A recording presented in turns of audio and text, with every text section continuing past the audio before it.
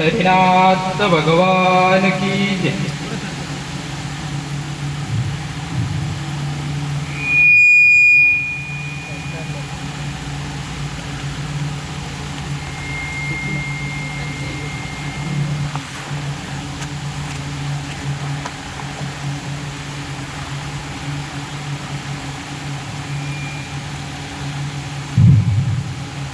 गुरुर्ब्रह्मा गुरुर्विष्णू गुरुर्देव महेश्वरा गुरुर साक्षात परब्रह्म तस्मै श्री गुरवे नमः.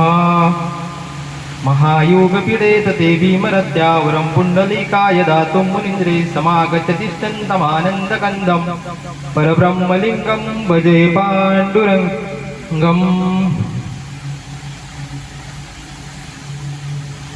रघुपति राघव राजा राम पतित पावन सीताराम. रघुपति राघव राजा राम पतित पावन सीताराम. रघुपति राघव राजा राम पतित पावन सीताराम. रघुपति राघव राजा राम पतित पावन सीताराम.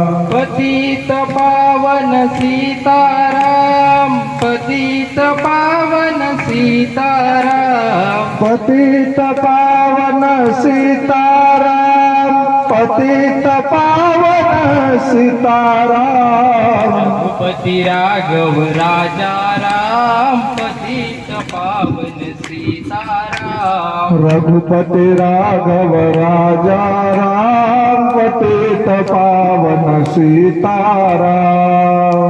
सद्गुरुनाथ भगवान की जय.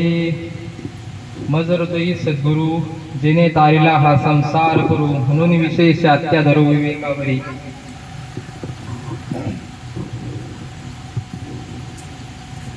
ना तरी बालक बोबडा बोली का वाकडा विचुका पावली ते चोज करुणी माऊली रिजे जेवी.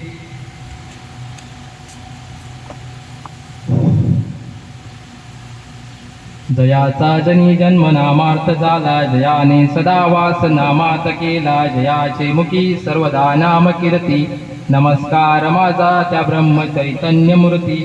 ध्यान मूलम गुरुर्मूर्ती पूजा मूलम गुरुर्पद मंत्र मूलम गुरुर्वाक्य मोक्ष मूलम गुरुर्कृपा.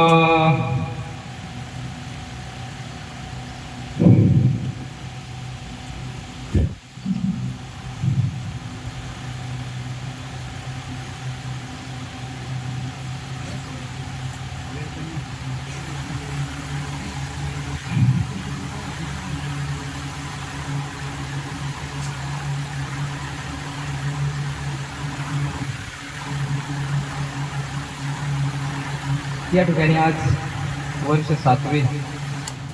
7 वर्षापासून अविरत आणि त्याही अगोदर किती वर्षापासून चालू असलेली संकल्पना आणि त्याचं या छोट्याशा मनोरूपी संकल्पेचं आज वटवृक्षात हळूहळू रूपांतर होऊन त्याला हळूहळू फांद्या फुटून बहरतंय हळूहळू. असंच 17 वर्ष झाले चिंचपूर मेळावा आणि 7 वर्ष झाले हसुरेगाव एक दिवशी वैष्णव मेळावा. पांडुरंग परमात्म्याचा वर्धापन दिन त्यानिमित्त आपण जमलोय.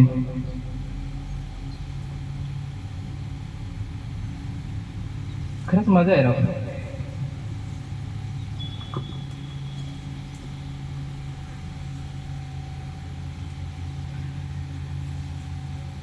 राम नाम का प्याला पिलो मजा ही मजा पालो.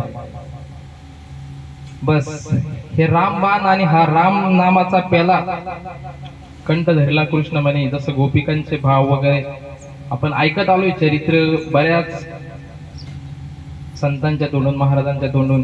पहिले अनुग्रहाच्या अगोदर काही पाहिजे असं इतकं असं हे नव्हतं उतरत नव्हतं. पण आज असं सहज रस्त्यानं जो भक्तीचा जो आपण म्हणतोय इतरत्र जो चाललाय परमार्थ आणि हा एक मार्ग आणि तो एक मार्ग तिकडे तेच आहे आणि इकडे तेच आहे. फरक हाच आहे तर तिकडं फक्त अनुभव नाहीये महाराज. इथं फक्त अनुभव म्हणते महाराज. मला काय म्हणत राहतात इथं रोकडा अनुभव आहे. असं घ्या आणि असं लगेच लगेच आपल्याला ताजा अनुभव, काही करा तुम्ही भगवंतासाठी, लगेच आपल्याला अनुभव इथून मागे येत असतील नसतील माहित नाही, प्रत्येकाला जास्त त्याच्या हिशोबानुसार. पण मला तर वैयक्तिक इतके अनुभव येत आहे की काय सांगायचं महाराज. ड्युटी करत असताना एसी मध्ये आरामशीर खाणं पिणं सगळं टकाटक, हातावर पाणी ओतायचं ते भांडं सुद्धा धुवायची गरज नव्हती, इतकी फॅसिलिटी, सगळ्या काही गोष्टी एकदम अप टू डेट, म्हणजे ओके, इथून इथपासून तिथपर्यंत ओके एकदम. पण शरीर व्याधी, मनका त्रास, कंबर, बऱ्याच गोष्टी होत्या. म्हणजे हे का सांगायला लावलंय किंवा भाऊंनी सांगायला लावलं की हे अनुभव का सांगायचे, याने नामावर विश्वास बसण्यासाठी की खरंच नामस्मरणाने किंवा नाम आपण घेतल्यानंतर काय बदल होतो हे सांगायसाठी हे प्रवचन वगैरे आपण म्हणजे समजा, किंवा मग कीर्तन हरिकीर्तन वगैरे आपण इथं का, की हा या मागचा संतांचा की नामावरचा विश्वास, नामावर किती विश्वास ठेवल्यानंतर काय होतं, नामस्मरण केल्यानंतर तो भगवंत आपलं जे काय असेल ते करूनच घेतो, काही ठेवतच नाही. आणि दुसरी महत्वाची गोष्ट, सध्या माझं वैयक्तिक तरी काय झालंय, थोडस करायचं आणि खूप काही मागायचं, असं प्रत्येकाचं जे समजायचं ते मला माहित नाही, पण वैयक्तिकली कारण नामस्मरण कमी आहे आणि मागतो जास्त, पण तरी सुद्धा जितकं झालेलं आहे, जितकं करतोय त्या हिशोबानं रिपीट लगेच रोकडा परमार्थ, म्हणजे काही शंकाच नाही महाराज त्यात. नाम घेतल्यापासून किंवा अनुग्रह झाल्यापासून कमराची मणक्याचा जो त्रास होता माझा वैयक्तिक, तो पूर्ण बरा झाला. आणि नाम घेतल्यानंतर, अनुग्रह घेतल्यानंतर दुसऱ्याच दिवशी नोकरीला राजीनामा देऊन मी घरी आलोय आणि बिनधास्त शेती करतोय, सेवा करतोय, जनावरांची असेल, आई वडिलांची असेल, बाकी सर्व गोष्टींची असेल. पण 2-2 तास, दिवस 24-24 तास कंटिन्यू उभा राहतोय, काही काम करतोय, पण मन का दुखायचं नाव घेत नाही ना. अगोदर एसीत बसून सगळं काही गोष्टी होत्या, MRI कर, हे कर, ते कर, 50-50 हजार रुपये घातले. आणि त्यानंतर नामस्मरण किंवा मग अनुग्रह झाल्यापासून आजपर्यंत त्या कारणासाठी एकही रुपयाची गोळी खाल्लेली नाहीये.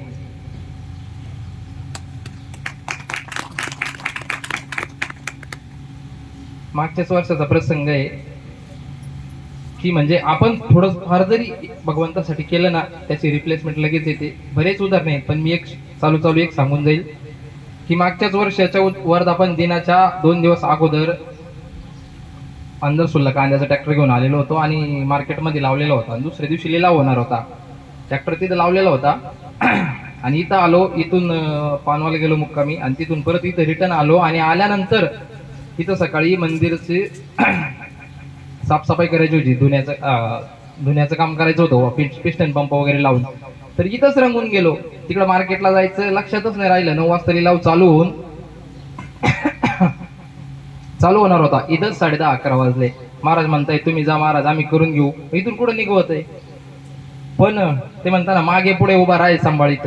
या देवाची थोडी सेवा नाही केली. तिथं गेल्यानंतर लिलावाची पावती हातात भेटली. मी ज्या लाईनला ट्रॅक्टर लावलेला होता, लिलाव झालेला होता. लिलाव होऊन लिलावाची पावती हातात भेटली. ते भगवंतानं काय करायचं ते करून घेतलं. पण त्याच्या आगल्या दिवशी ट्रॅक्टर नेलेला होता, त्यापेक्षा दुसऱ्या दिवशी माणूस तिथं नसताना 50 रुपये ट्रॅक्टर वरच्या भावानं विकून आणि पावती हातात भेटली. म्हणजे बघा कसं असतं भगवंताचं. माणूस तिथं असताना म्हणजे आगल्या दिवशीचा ट्रॅक्टर कमी भाव गेला आणि दुसऱ्या दिवशी तिथं कोणीच नव्हतं, इथं करत बसलो थोडंफार.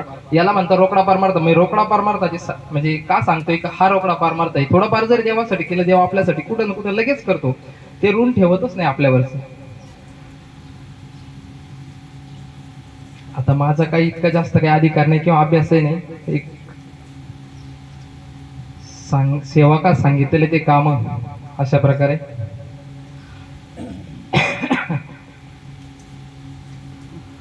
आणि हे सर्व करत असताना अनुग्रह झाल्यापासून, विश्वास बसण्यापासून किंवा मग आपण सत्संग करून हे तुकाराम महाराज जेऊरकरांचं कीर्तन ऐकलं. त्या कीर्तनात वर्षश्राद्धाचं कीर्तन होतं, गावातच झालेलं होतं, खिडकी वस्तीवरती. दादा आलेले होते, बाई आलेल्या होत्या. ते कीर्तनात पूर्ण विषय हा होता त्यांनी सांगितलेला की तुकाराम महाराज काय करायचे, संत तुकाराम महाराज काय करायचे, की हा नामाचा ढोस द्यायचे, आज सांगायचे, किंवा दादांनी, श्रीपाद बाबांनी, सर्वांनी तेच केलं की हे सांगायचं, हे नाम आज अनुग्रह झाला सांगितलं, 2-4 दिवसांना जायचं, 8 दिवसांना, महिन्यानं जायचं, ते त्याच्या किती गळी उतरले, तो त्याच्यात खरंच त्याच्यावर त्यांनी विश्वास ठेवलाय का, ठेवला असेल तर त्याची म्हणजे त्याच्यात काही बदल, ह्या सर्व गोष्टी, आणि तो बदल झालेला नसेल तर परत दुसऱ्या वेळेस परत सांगायचं की नाही बाबा, हा संसार हे फाटकं आहे, सगळं हे नाशिवंत आहे, आणि आपल्याला तरुण जायचं असेल तर फक्त भगवंताचं नाम आणि नामस्मरणच आहे, ते करत राहिलं तर बाकी दुसरं कोणतेही काही खटाटोपी करायची गरज नाही. पण आज विश्वास महत्वाचा आहे, विश्वास आपला बसला पाहिजे, आणि ज्याचा विश्वास बसला त्याचं सर्वस्व तो करतो मग. आणि अशा प्रकारेच हे जे डोस आहे ते डोस देण्याचं कारण, हे काम अधून मधून आदरणीय बंधू तुल्य बंटी महाराज, किंवा मग गुरुबंधू बंटी महाराज, नवनाथ महाराज, दत्ताभाऊ, हे सर्वजण येऊन महिन्यातून 1-2 वेळेस किंवा 3 वेळेस जसं त्यांना चक्कर होईल त्या पद्धतीने येऊन त्या रूपी सत्संग सेवा घडून, आणि आम्हाला नॉर्मली चार्जिंग करायचं, म्हणजे का आपण या प्रवाहात राहिलो पाहिजे, या प्रवाहात आपण पुढे चाललो पाहिजे, पुढे जात राहिलो पाहिजे, आणि आपल्यात बदल झाला पाहिजे. मग काम, क्रोध, लोभ, मोह, मत्सर, माया, ह्या सर्व गोष्टी हळूहळू आपल्या कशा ठाईस नमायच्या आहे किंवा नमावल्या पाहिजे, आणि बाकी सर्व गोष्टी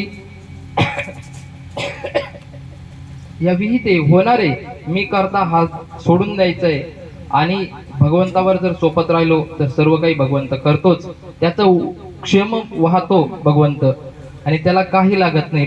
फलपुष्प म्हणजे वाळलेलं पान जरी त्याच्यासाठी अर्पण केलं, फक्त भाव तसा पक्का लागतो, बाकी सर्व गोष्टी तो करत राहतो. 3 भक्तांचे चरित्र मला सांगायचे, पण आता वेळ कसा असेल तर काय माहित, जसं होईल तसं. 3 भक्तांचे चरित्र, त्यात एक साधा भक्त भगवंताची फक्त नामस्मरण करणार, आणि फक्त नामस्मरणच करणार. व्यवसाय असा होता की चप्पल शिवायचा, सांबार म्हणू आपण ज्यांना, तर तो व्यवसाय, आणि बस व्यवसाय करायचा, आणि त्या व्यवसायात फक्त हा जो काय म्हणतो पाळणा आहे ना, आपण ऐकलं सायकार महाराजांच्या तोंडून त्या दिवशी काल्याच्या कीर्तनातला, हा जो पाळणा आहे, आपण श्वास घेतोय आणि सोडतोय, हा पाळणा, या पाळण्याला नामाचं एक जोड द्यायचं आहे, आणि बस हे त्यांचं चालू राहायचं, कंटिन्यू चालू असायचं. एका राज्याच्या बाहेर त्यांचं ते छोटस झोपडी वगैरे दुकान लावलेलं, आणि तिथं ते चालू असायचं, आणि त्यात ते जो होईल ते उदरनिर्वाहासाठी 1-2 रुपये जे येईल ते त्याचा दुसरा उदरनिर्वाह काही नाही, आणि तेच करत राहायचं आपलं हळूहळू, जे होईल ते होईल त्याच्यावरच प्रपंच पाणी चालवायचा. एक दिवस राज्यात चोरी झाली, आणि चोरीमध्ये त्या चोरांनी जे काय असेल ते धन चोरलं. त्यात एक दगड होता, तो दगड त्यांना काय त्यांच्या कामाचा वाटला नाही, तो म्हणून त्यांनी तिथं त्याच्या दुकानाजवळ तिथं रात्री टाकून दिला. यांनी तो दुसऱ्या दिवशी बघितला, उचलला, आणि ठेवलं दुकानात, येईल कामावा आपल्याला कशाला.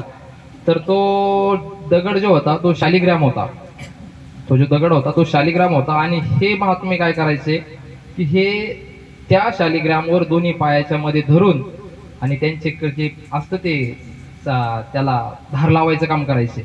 ते धार लावत असताना प्रभू मै जैसो तैसो तेरो, प्रभू मै जैसो तैसो तेरो, बस भगवंता मी जसा आहे तसा तुझा आहे असं म्हणायचे, आणि बस. आणि ते करत असताना इतके भावात जायचे की त्यांचे ते आनंद अश्रू त्या शालिग्रामवर पडायचे, त्या दोन्ही पायांच्या मध्ये तो शालिग्राम धरलेला.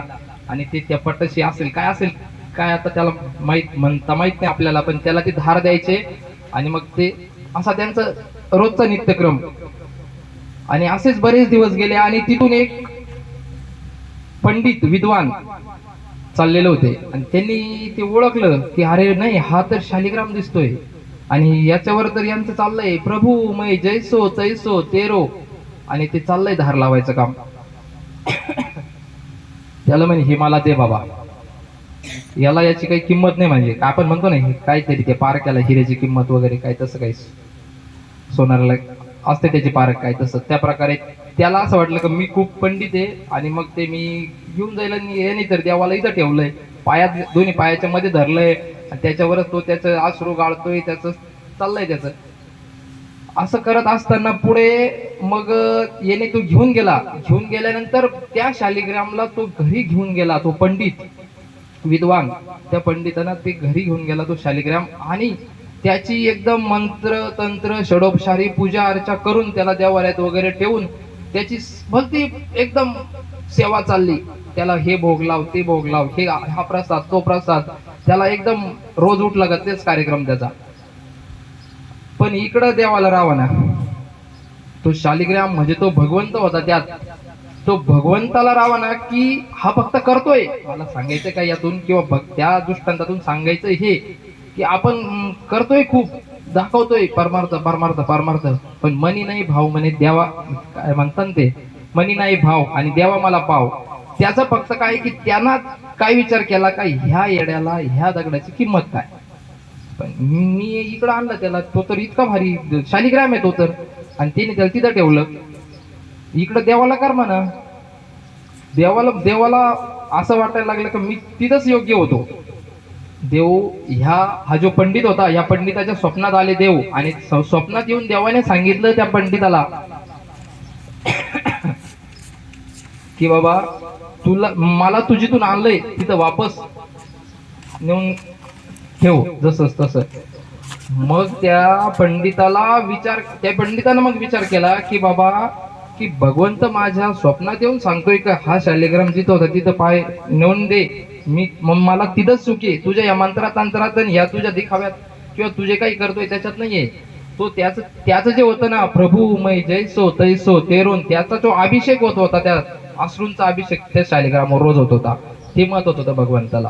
ते प्रेम पाहिजे भगवंताला साधक. आणि मग दुसऱ्या दिवशी तो पंडित तो शालिग्राम घेऊन ज्याचा होता त्याच्या घरी आला. घरी आल्यानंतर तो बघतोय तर ते काय ते झोपडं आणि ते आणि याच तरी पण चाललंय प्रभू मै जैसो तैसो तेरो, आणि बस त्या नामस्मरणात याच्यात गुंग झालेला आहे तो भगवंताच्या याच्यात. हा येऊन इथं बघतोय तर बाप रे काय. आणि मग याने साष्टांग दंडवत घातला त्याला की बघा की हा असा आहे तरी सुद्धा भगवंत माझ्या स्वप्नात येऊन सांगतोय की नाही बाबा मला तोच आवडतो म्हणून. बघा भगवंताचं कसं असतं.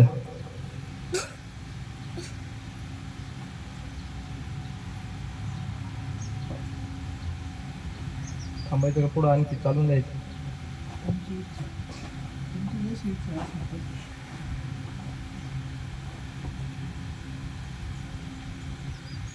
आणखीन असंच एक भक्ताचं चरित्र सांगून जातो, ऐकलंय ते भक्त बरं का, मला हेच आवडतं बाकी काहीच नाही आवडत.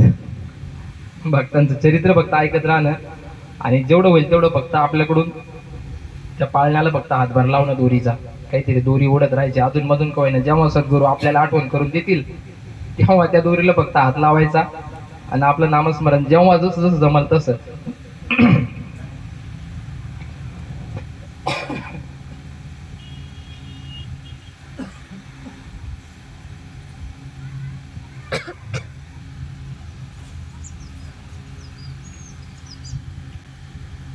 एक गाई चारणार एकदम असाच माझ्यासारखा याला गबाळा, आणि तो गाई चारायचा रोज. काही आर्थिक परिस्थिती एकदम नॉर्मल, आणि गाई चारत असताना जंगलमध्ये गाई चारायचा, आणि अडाणी एकदम आई वडील पण एकदम म्हातारे वगैरे झालेले. काही दिवसात आई वडील पण गेले. मग आता त्याला उदरनिर्वाहाचं काही साधन नाही. गावच्या गाई चारायचा. गावकरी म्हणे तुला कोण खाऊ घालणार. मग त्याला असाच तो निघाला, परत जंगलात काढून दिलं आणि असाच निघाला जंगलात. एक मोठा आश्रम त्याला दिसला, आणि त्या मोठ्या आश्रमामध्ये गेल्यानंतर तिथं एक सद्गुरू होते.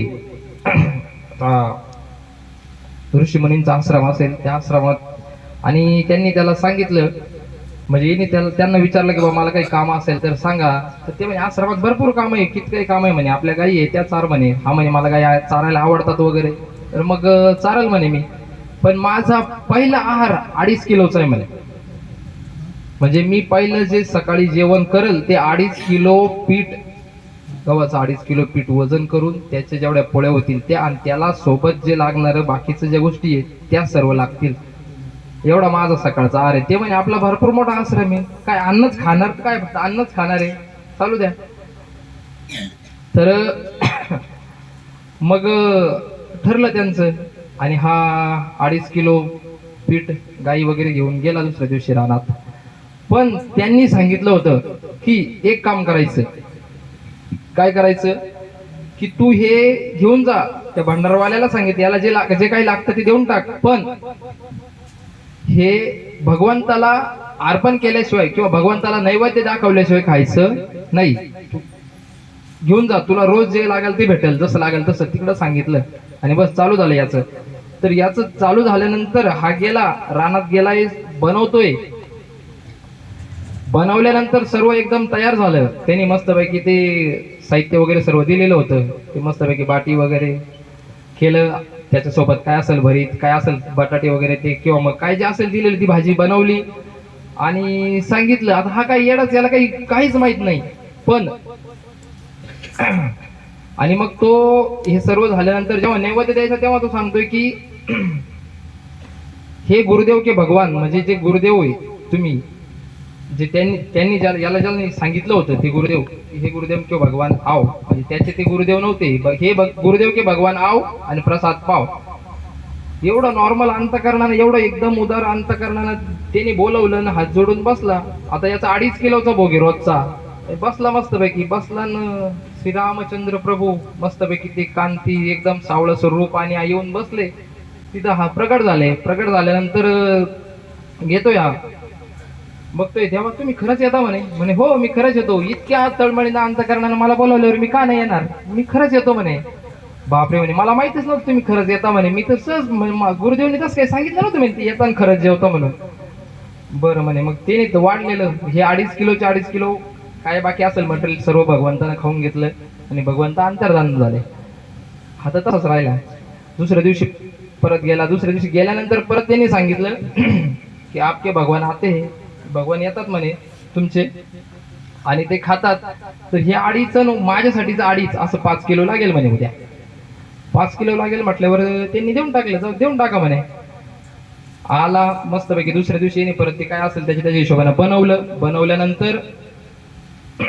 बनवल्यानंतर हात जोडले मनापासून अंतकरणापासून आणि बोलवलं गुरुदेव के भगवान आओ. भगवंत श्री रामचंद्र प्रभू स्वतः आले आणि लक्ष्मीला घेऊन आले, मातेला, सीता मातेलाही घेऊन आले.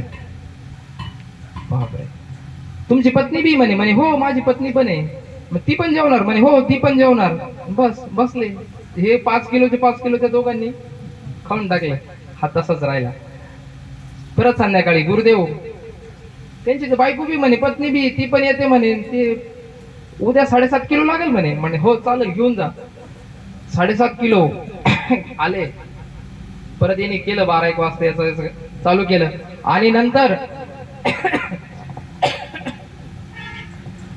नंतर दुसऱ्या दिवशी सर्व स्वयंपाक रेडी झाला. भगवंताला नैवेद्य दाखवला आणि सांगितलं गुरुदेव के भगवान आव आणि प्रसाद पाव म्हणून सांगितलं आणि बसला. तर श्रीरामचंद्र प्रभू, सीतामय्या आणि लक्ष्मण दादा पण म्हणे हे कोण. म्हणे माझे भाऊ आहे. हे पण खाणार म्हणे. हो हे पण खाणार. बस लगेच हे पण बसले. यांनी पण जेवले. हात तसेच राहिले. म्हणजे 7.5 किलो पूर्ण भगवंतानं. परत गुरुदेव 7.5 किलो त्यांनीच खाल्लं म्हणे. त्यांचा एक भाऊ पण आहे गोरासा म्हणे, तो पण आलेला होता. त्यांनी पण पोटभर जेवण केलं म्हणे. सीतामय्या पण, श्रीराम प्रभू पण. बरं म्हणे 10 किलो लागेल म्हणे. 10 किलो घेऊन जा म्हणे. 10 किलो नेलं. एकदम असं ते बनवलं वगैरे त्याच्या हिशोबात.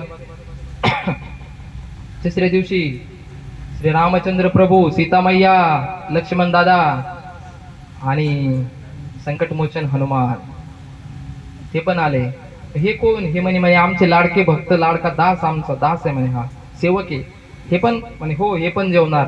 सर्वांना जेव घातलं. नंतर पुढं मग ते गुरुला विश्वास पटाना, म्हणे हा नेमका तिकडे गाईंना घालतोय का नेमकंच रोज 2.5 किलो वाढवत चाललाय, नेमकं काय चाललंय याचं. तर मग गुरुदेव म्हणे हे असं चालणार नाही म्हणे, काय चाललंय तुझं. नाही म्हणे तुम्ही विश्वास नसेल तर येऊन बघा, विश्वास नसेल तर येऊन बघा म्हटल्यानंतर मग बरं ठीक आहे म्हणे तुझी परीक्षाच घ्यावं लागेल. येणे मग 10 किलो वरून 15 किलो द्या म्हणे, अचानक मंडळी वाढून जात आहे म्हणे, ते भगवंत कुणी पण घेऊन येत आहे म्हणे. बरं म्हणे 15 किलो घेऊन जा. 15 किलो आणल्यानंतर दुसऱ्या दिवशी तिने ते सर्व बनवलं वगैरे. प्रभू, सीता माता, लक्ष्मण दादा, हनुमंतराय, भरत, शत्रुघ्न सर्व परिवारच आला. 15 किलो संपवलं. मला लवकर लवकर सांगायला लावतंय बरं का. आणि मग हे झाल्यानंतर मग गुरुदेव म्हणे त्याने सांगितलं 15 किलोच्या 15 किलो संपलं म्हणे, मला काहीच नाही भेटत म्हणे. रोज झाले 5-6 दिवस मी तसाच राहतोय, भगवंत येतोय खातोय जातोय म्हणे. बरं ठीक आहे म्हणे याची परीक्षाच घ्यायची, आता उद्या 20 किलो द्या म्हणे. त्याने 20 किलो आणलं, 20 किलो आणलं आणि तसंच ठेवलं, काहीच बनवलं नाही, तसंच ठेवलं. आणि सांगितलं हे गुरुदेव गुरुदेव के भगवान आव आणि प्रसाद पाव. तसंच ठेवल्यानंतर भगवंत आले, सर्वचे सर्व जे कालमंडळी आले होते ते सर्वच आले. सर्वच आल्यावर म्हणे काय रे देवा तू तर काहीच बनवलेलं नाही म्हणे. बघता म्हणे देवा मी रोज बनवतोय, आज तुम्ही जेवायचं, तुम्ही बनवायचं आणि मी जेवणार. असं म्हटल्यानंतर ते लक्ष्मण दादा थोडे रागट, ते थोडे हे झाले. सीतामय्या म्हणे बघा प्रभू हे काय सांगताय म्हणे, हा भक्त असाच विरळा, हा भक्त असाच म्हणे, तुम्ही मनावर घेऊ नका. प्रभूंनी मायाकडे बघितलं, सीतामातेकडे बघितलं आणि त्यांनी हो सांगितलं. आणि यांनी हे सांगितलं की हे सगळे दास आहे तुमचे म्हणे, तुमचे भक्त आहे म्हणे, सर्व तुम्हाला मदत करू लागतील. सीतामय्या चूल फुकते, कोण सरपण आणतंय, कोण काय करतंय. केला ना स्वयंपाक चालू. कोणी सांगितलं? तो 2.5 किलो जो रोज खाणारा होता, येडा गाबाळा जाणार गाई वळणारा होता तिनी, आणि कोणाला कामाला लावलं? भगवंताला कामाला लावलं. आणि येतो म्हणे वळती हाणून, गाईंची वळती हाणायच्या निमित्तानं गेला गावात आणि सद्गुरूंना घेऊन आला. जे गुरु होते त्यांचे, जे आश्रमातले गुरु होते त्यांना घेऊन आला. आणि आज सगळ्यांना फसवलंय म्हणे मी, चला म्हणे तुम्हाला आता बघ दाखवतो म्हणे, तुम्ही माझ्यावर विश्वास ठेवत नव्हते पण मी रोज त्यांना द्यायचो म्हणे, आज ते मला माझ्यासाठी बनवताय म्हणे, तुम्हाला खोटं वाटत असेल तर चला बघायला. मग असं सांगितल्यानंतर गुरुदेव म्हणे बघा परीक्षा तर तुझी घ्यायचीच होती म्हणे, पण तू सांगतो तसे येतोच. सर्व आश्रम बघायला आला. बघायला आल्यानंतर येऊन बघतोय तर सीतामय्या चूल फुकते, एक जण बनवतोय, एक जण काय करतोय. आणि हा बघा, मग त्या ठिकाणी त्या मुनींनी सांगितलं की हा भल्या भल्याच्या स्वप्नात सुद्धा येत नाही. हा भगवान परमात्मा भल्या भल्यांच्या स्वप्नात सुद्धा येत नाही. काय कोण तपश्चर्या करतो, कोण काय करतं जेच त्याच्या हिशोबाने प्रत्येक जण करतो. आणि हा काय म्हणू आपण त्याला, तो गोचारणारा तुझ्या कस काय आलं म्हणे. मग भगवंतानं तिथं त्यांना सांगितलं, आणि भगवंताने तिथं त्यांना सांगितलं की माझं काम असं आहे म्हणे. कसं? हे असं की मला लईच असं काही पाहिजे, असं काही नाही. जो मनापासून, जो अंतःकरणापासून मला माझं स्मरण करतो, माझं नामस्मरण चिंतन करतो, मला आठवतो, त्याच्यासाठी मी सगळं करतो, किंवा त्याचं मी सगळं करतो, त्याचं मी ऐकतो पण आणि करतो पण. आणि त्यानंतर सीतामय्यानं सर्वांचे जेवण झाल्यानंतर त्याला घास भरवला आणि त्याला कृतकृत्य केलं, त्याला साक्षात्कार झाला. अशा प्रकारे भगवंत भक्तासाठी किंवा संत भक्तांसाठी करतात. पुंडलिकावर्त विठ्ठल श्री ज्ञानदेव तुकाराम, पंढरीनाथ भगवान की जय, माऊली ज्ञानेश्वर महाराज की जय, सद्गुरु गंगा गिरिजे महाराज की जय, सद्गुरुनाथ महाराज की जय.